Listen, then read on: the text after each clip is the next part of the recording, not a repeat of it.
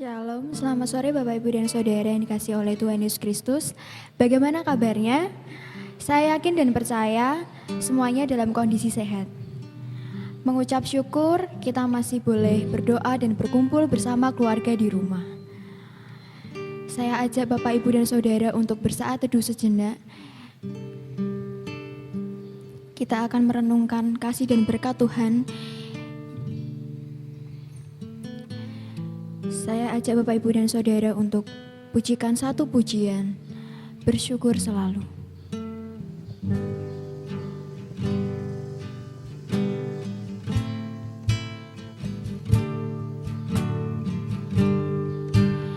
Bersyukur selalu bagi kasih-Mu di dalam hidupku.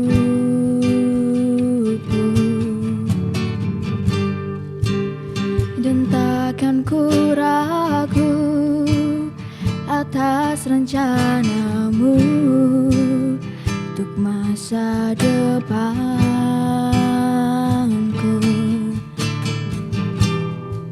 Sebagai Bapa yang baik, takkan pernah Kau melupakanku. Sebagai Bapa yang sangat baik, takkan pernah Kau meninggalkanku.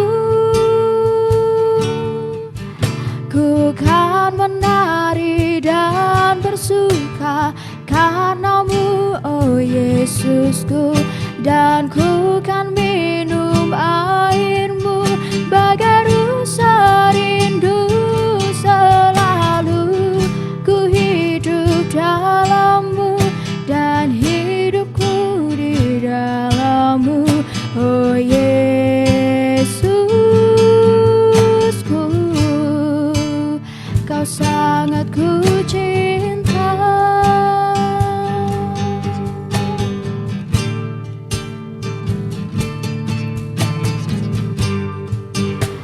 Bersyukur selalu bagi kasih-Mu di dalam hidupku.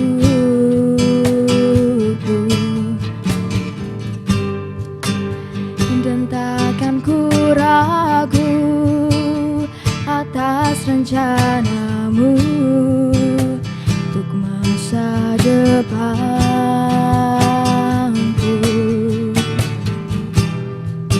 Sebagai Bapa yang baik,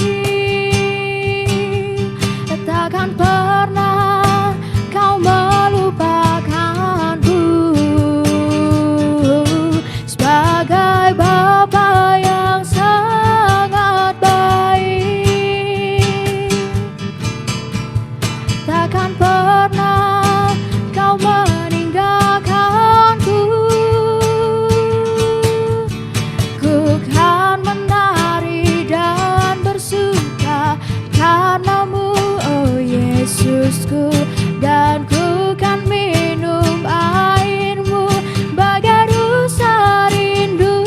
Selalu ku hidup dalam-Mu dan hidupku di dalam-Mu, oh Yesusku.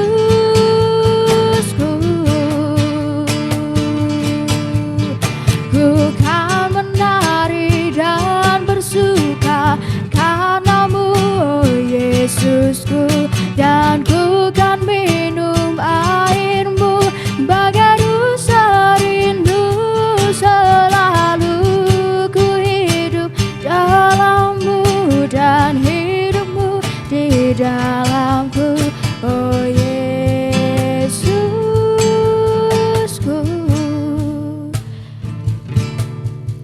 Ku kan menari dan bersuka karena-Mu, oh Yesusku, dan ku kan minum air-Mu bagai rusa rindu. Selalu ku hidup dalam-Mu dan hidupku di dalam-Mu, oh Yesus, Kau sangat ku cinta.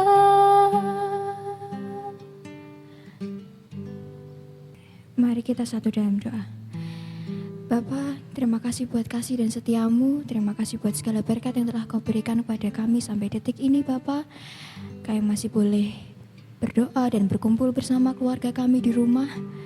Terima kasih Bapa, kiranya Kau yang berkati dari awal, pertengahan hingga akhir, Bapa. Ampuni segala dosa kesalahan kami, kami mau serahkan semua dalam kuasa-Mu, Tuhan Yesus Kristus. Haleluya, amin. Kita masih akan terus memuji Tuhan. Kita akan pujikan satu pujian, tiada terukur besar kasih setia-Mu Tuhan.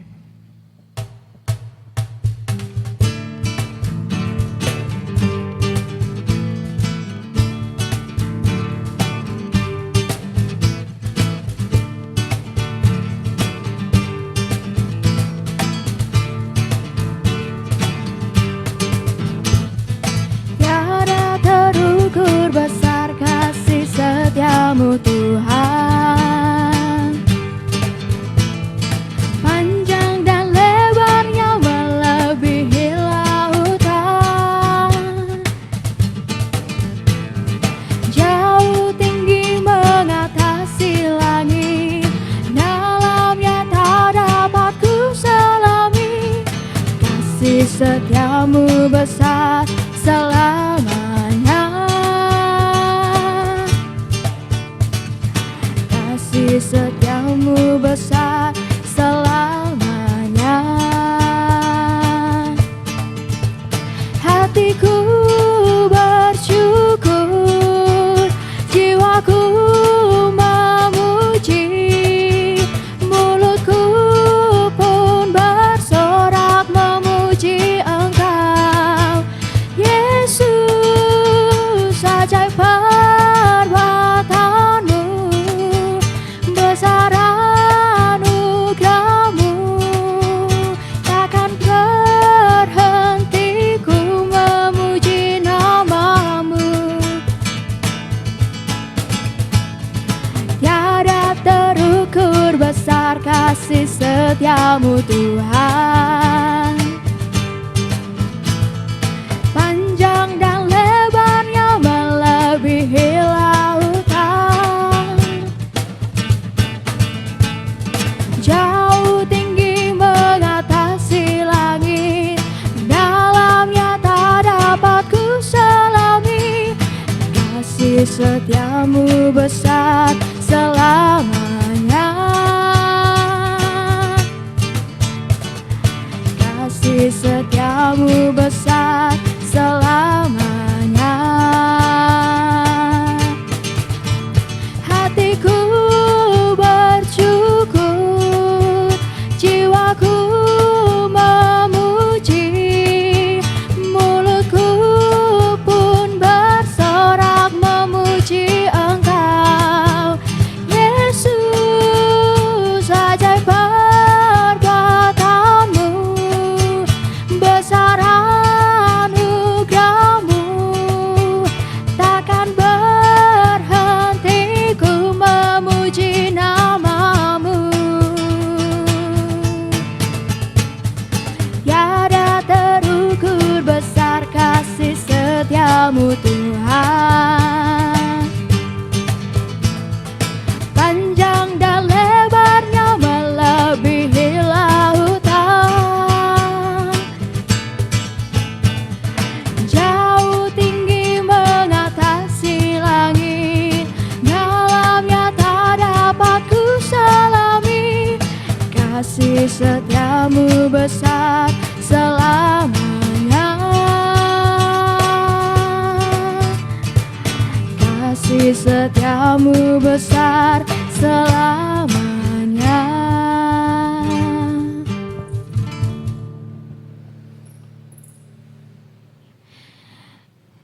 Sekarang kita akan siapkan hati dan pikiran kita untuk mendengarkan firman Tuhan yang akan disampaikan oleh Saudara Willy.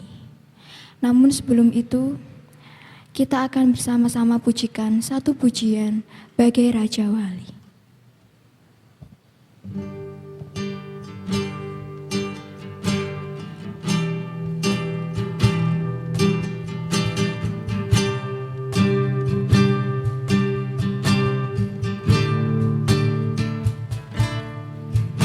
Hanya kepadanya ku kan berlari di saat ku bimbang dalam hidupku, yang aku percaya dalam hadirannya ada kekuatan yang baru.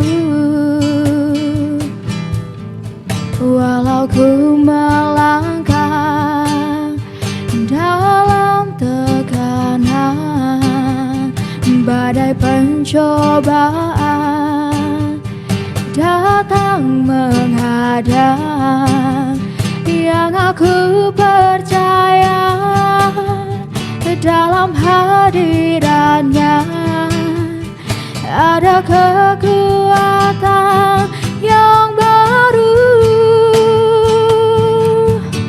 Ku kan terbang tinggi bagai Raja Wali di atas segala persoalan hidupku, dan aku percaya saat ku bersama Dia tiada yang mustahil bagi Dia.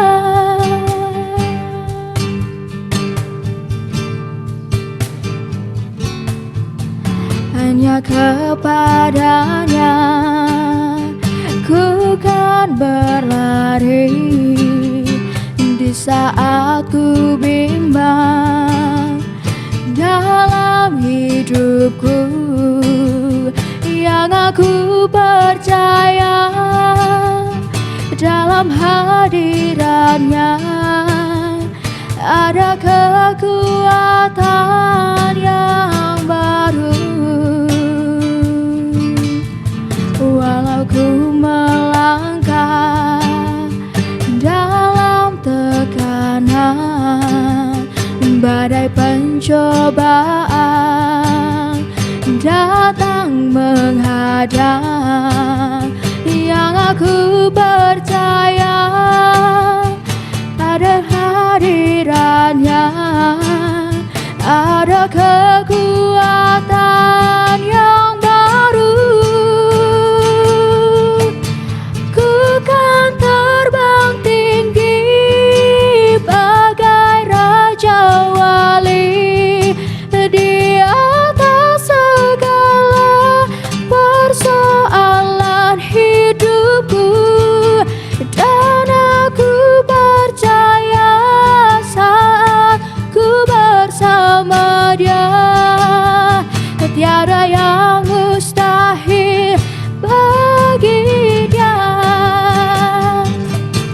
Ku kan terbang tinggi bagai Raja Wali di atas segala persoalan hidupku, dan aku percaya saat ku bersama Dia tiada yang mustahil bagi Dia. Ku kan terbang tinggi bagai Raja Wali di atas segala persoalan hidupku, dan aku percaya saat ku bersama Dia tiada yang mustahil bagi Dia. Shalom Bapak Ibu dan Saudara sekalian, puji nama Tuhan kita dapat bersama-sama kembali dalam ibadah jam doa pada sore hari ini. Dan sebelum kita akan mendengarkan sabda kebenaran firman Tuhan, saya mengundang Bapak, Ibu, dan saudara sekalian untuk dapat berdoa bersama. Mari kita berdoa.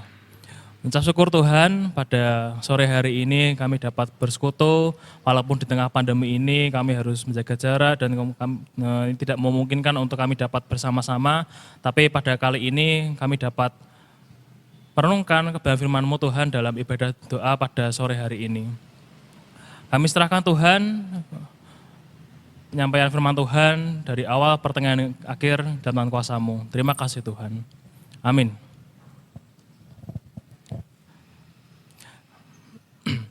Shalom Bapak, Ibu, dan saudara sekalian. Pada saat ini kita akan belajar kebenaran firman Tuhan yang diambil dalam Habakuk pasal yang ketiga, ayat 17 sampai yang ke-19. Dan judul firman Tuhan pada sore hari ini adalah bersukacita dalam pergumulan. Bersukacita dalam pergumulan. Setiap orang di dunia ini pasti memiliki pergumulan. Saya dan panjenengan sekalian pasti memiliki pergumulan. Dan tidak ada satu orang pun di dunia ini yang kebal terhadap pergumulan. Nah, sungguh sangat naif kalau menganggap bahwa hanya kita, mungkin hanya saya atau panjenengan sekalian yang hanya memiliki pergumulan. Nah, kita dapat melihat dalam sepanjang sejarah Alkitab, banyak tokoh-tokoh dalam Alkitab yang memiliki pergumulan. Kita dapat melihat contoh seperti Nuh, dia bergumul akan imannya. Bagaimana ketika dia melayani, dia diminta oleh Allah untuk membuat bahtera. Sungguh ini sangatlah tidak masuk akal karena pada masa itu tidak memungkinkan untuk terjadi hujan yang sangat lebat. Kenapa dia ketika sedang kering-keringnya, tidak mungkin ada hujan, dia malah disuruh untuk membuat bahtera. Ini diperlukan satu iman dan ini merupakan satu pergumulan. Contoh lain lagi seperti Abraham, dia bergumul akan keturunannya. Dan ketika sudah Tuhan genapi, dia memiliki keturunan, malah Tuhan memintanya. Ini jelas pergumulan yang sangat berat bagi Abraham. Dan banyak lagi contoh seperti Hana, akan keturunannya, Raja Daud, walaupun dia sudah diurapi oleh Tuhan, dia akan menjadi raja atas Israel, tapi pada kenyataannya dia masih diburu dan dikejar oleh Raja Saul. Tentu ini pergumulan bagi Raja Daud. Dalam perjanjian baru, contoh kita melihat Rasul Paulus, bagaimana dia bergumul akan kerasulannya, walaupun dia sudah jelas-jelas diurapi oleh Tuhan untuk menjadi rasul, tetapi pada prakteknya kerasulannya masih dipertanyakan oleh jemaat pada masa itu, contoh di Galatia. Tentunya ini pergumulan yang sangat berat dan Tuhan Yesus pun juga mengalami pergumulan, Bapak, Ibu, dan saudara sekalian. Ketika dia hendak menjalankan misinya di dunia ini, pada umumnya jika seorang raja, seorang Tuhan, dia akan disambut dengan sukacita, tapi buktinya apa? Ketika di dunia ini dia ditolak bahkan oleh bangsanya sendiri. Artinya semua kita termasuk tokoh-tokoh dalam Alkitab memiliki pergumulan. Cuma tinggal bagaimana sikap kita dalam menghadapi pergumulan ini. Dan berkaitan dengan judul, bagaimana kita dapat mampu bersukacita dalam pergumulan. Tentunya ini tidak mudah bagi kita sekalian. Saya pun mengalami pergumulan sangat sulit untuk bersukacita. Namun saat ini saya dan panjenengan sekalian akan belajar bersama-sama bagaimana kita dapat bersukacita dalam pergumulan. Dan kita akan menyimak dan saya akan membacakan dari Habakuk pasal 3 ayat 17 sampai yang ke-19.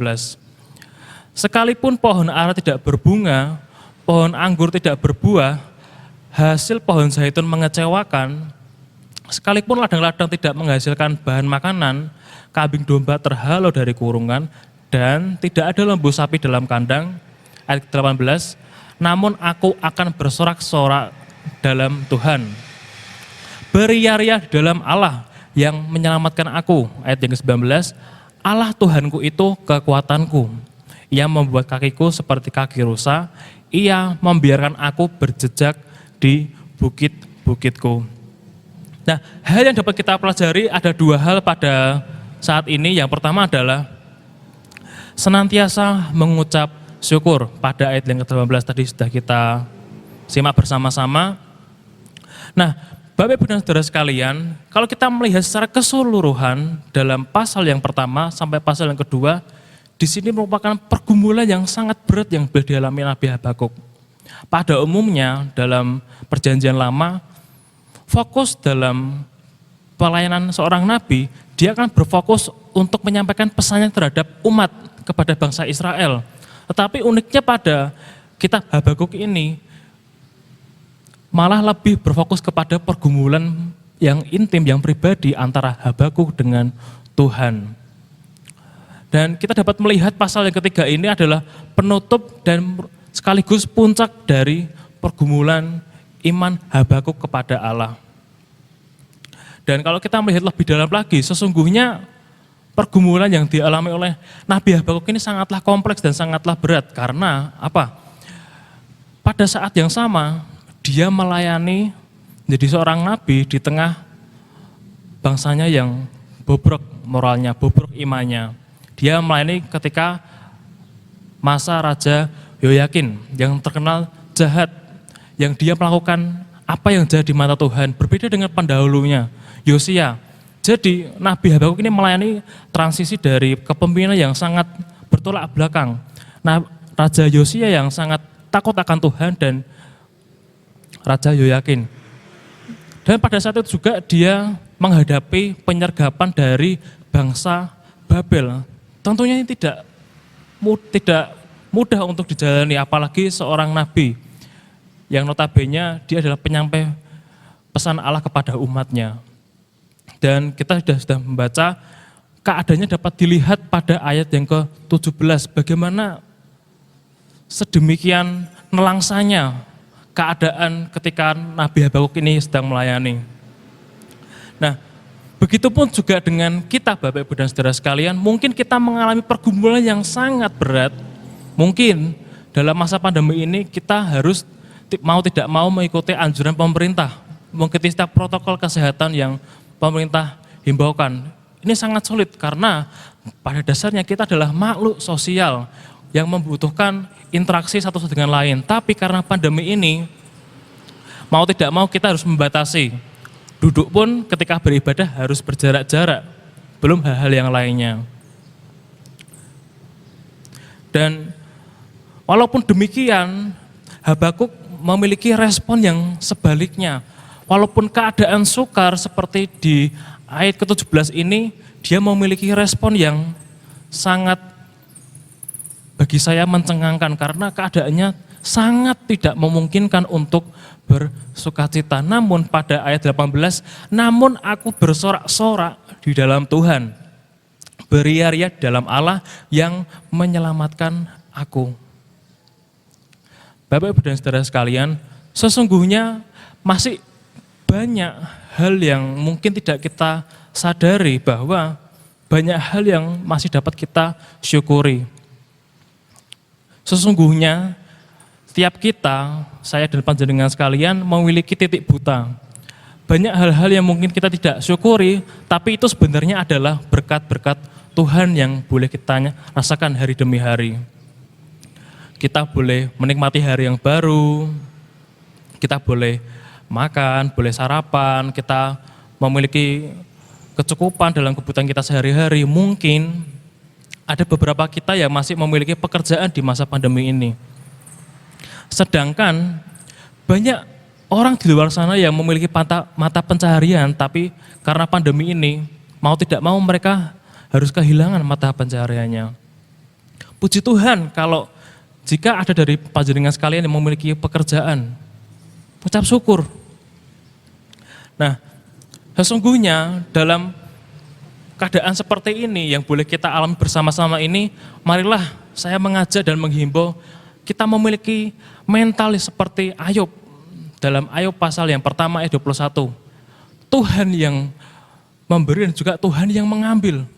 Kalau kita memiliki mental seperti ini, puji Tuhan, maka kita akan memiliki iman yang stabil.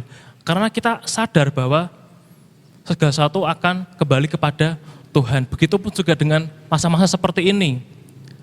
Kita akan senantiasa sering mengucap syukur. Walaupun demikian, bersyukur adalah hal yang gampang, mudah, dapat dilakukan kapan saja, tapi sukar untuk dilakukan. Menjadi perenungan bagi kita sekalian, sudahkah kita bersyukur pada hari ini? Kalau sudah, kita pertahankan. Kalau belum, sama-sama kita belajar. Maka dengan demikian, kita akan dapat mengalami sukacita hari demi hari yang boleh Tuhan nyatakan kepada kita. Itu yang pertama. Yang pertama adalah senantiasa mengucap syukur. Yang kedua, yang terakhir, sadar bahwa sumber kekuatan kita adalah pada Tuhan semata. Sadar bahwa sumber kekuatan kita hanyalah pada Tuhan. Ayat yang ke-19. Allah Tuhanku itu kekuatanku. Ia membuat kakiku seperti kaki rusa. Ia membiarkan aku berjejak di bukit-bukitku. Habakuk sadar bahwa kekuatan sejati hanya di dalam Allah saja. Tidak lebih, tidak kurang. Tidak ada tempat lain di mana kita dapat bernaung selain daripada Tuhan saja. Dan kata sadar dalam KBBI ini memiliki arti atau definisi merasa, tahu, dan mengerti. Itu arti kata sadar. Nah, Bapak Ibu dan saudara sekalian, permasalahannya untuk kita dapat sadar bahwa Tuhanlah sumber kekuatan kita, banyak hal yang membuat kita lupa. Bahkan kita mungkin seringkali tidak ingat kalau masih ada satu pribadi yang mampu memberikan kita sukacita, memberikan kita kekuatan. Mungkin karena kesibukan kita, pekerjaan yang menyita waktu kita, atau waktu untuk kesenangan kita, atau istilah anak muda, me time, sehingga ini membuat kita lupa bahwa sejatinya sebagai orang percaya kita memiliki tanggung jawab untuk kita memiliki hubungan yang intim dengan Tuhan melalui membaca doa dan membaca firman Tuhan. Sesungguhnya tidak diperlukan untuk waktu nanti, besok, atau kita menunda-nunda, tapi waktu favorit Tuhan adalah sekarang atau tidak sama sekali. Jadi marilah kita dengan kesempatan pada saat ini untuk kita sadar bahwasannya Tuhan adalah sumber kekuatan kita yang sejati. Bapak Ibu dan saudara sekalian, penekanan pada perikop yang sudah kita baca tadi itu sejatinya pada di dalam kata dalam Tuhan atau dalam Allah. Itu dapat kita lihat di ayat yang ke-18.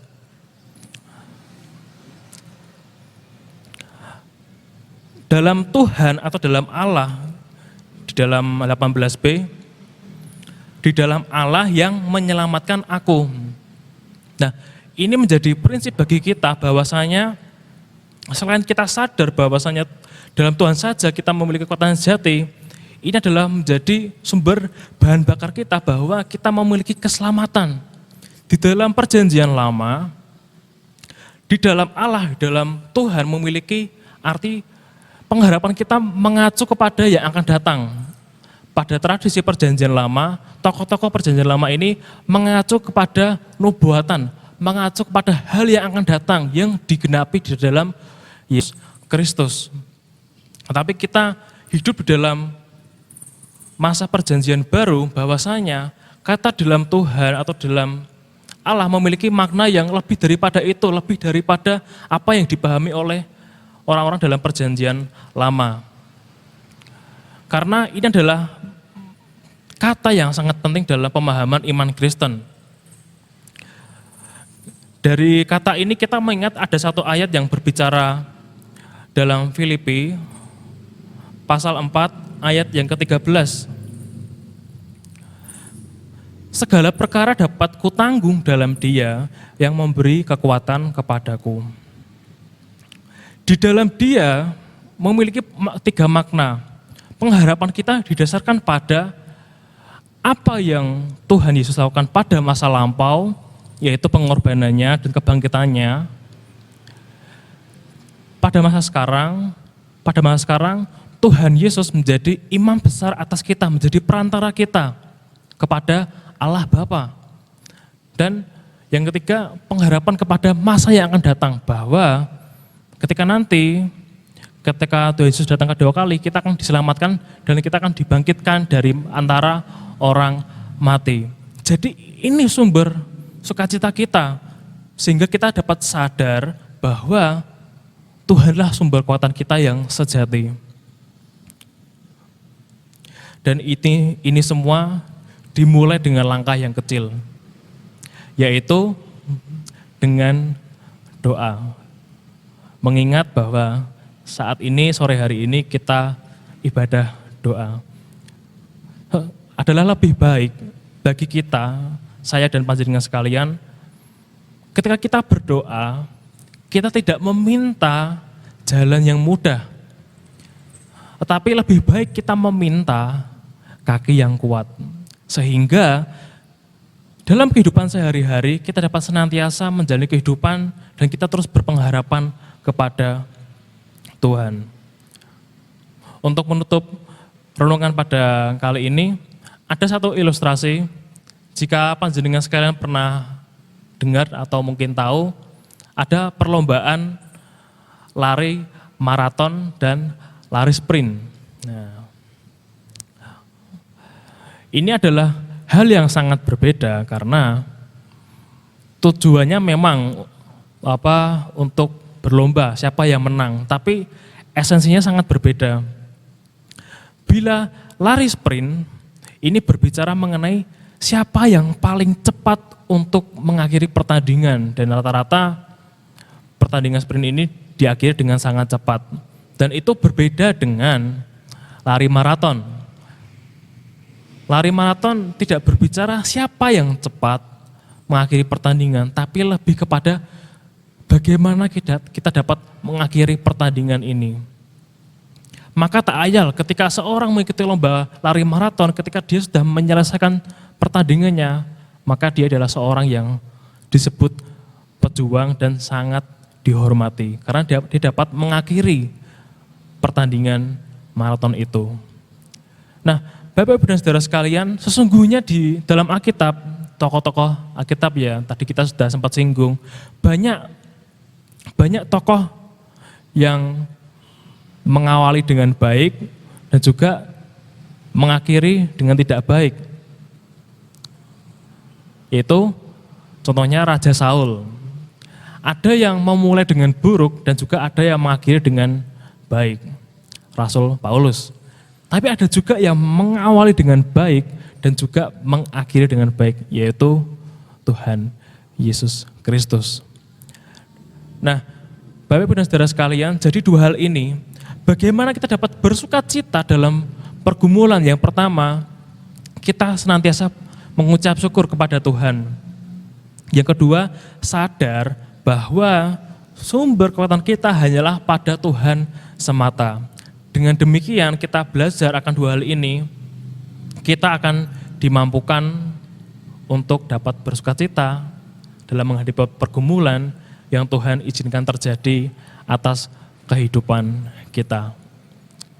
Jadi ini firman Tuhan yang boleh kita dengar bersama-sama. Hendaknya firman Tuhan ini menegur saya dan panjenengan sekalian. Kita tutup dalam doa. Ucap syukur Tuhan, terima kasih untuk firman-Mu pada sore hari ini.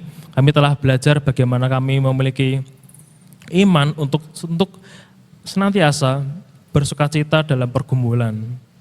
Ajar kami Tuhan hari demi hari, walaupun keadaan sangat sukar, mungkin berat bagi kami, tapi itu bukan berarti kami tidak bisa melewatinya. Karena apa? Di dalam nama-Mu saja kami dapat dimampukan. Terima kasih Tuhan, dalam nama-Mu saja kami mengucap syukur. Haleluya. Amin. Terima kasih untuk firman yang telah disampaikan. Saat ini kita akan meresponi firman Tuhan, kita akan angkat satu pujian bersama-Mu Bapa.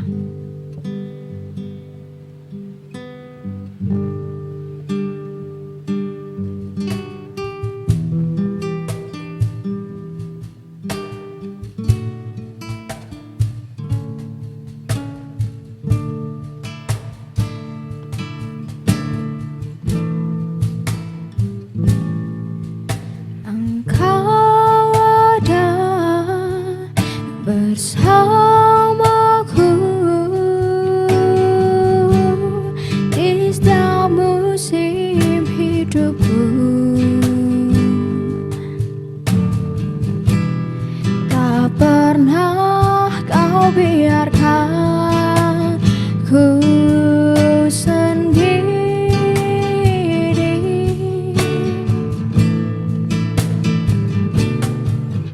Kekuatan di jiwaku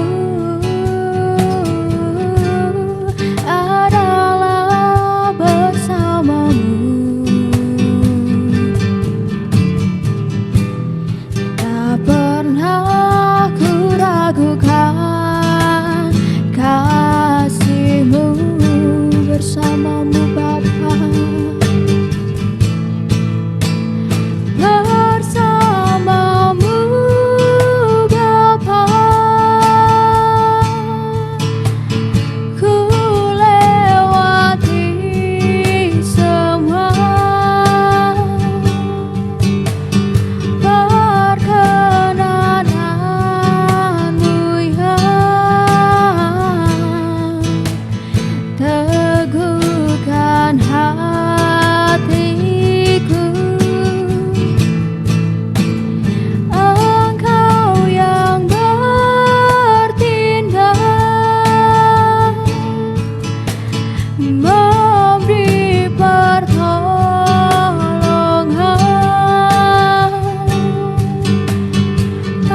Anugerah-Mu besar melimpah bagiku.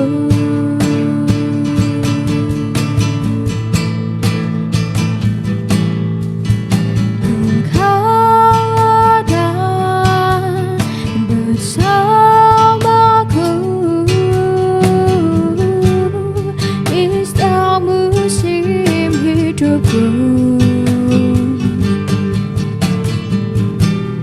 Tak pernah kau biarkan ku sendiri.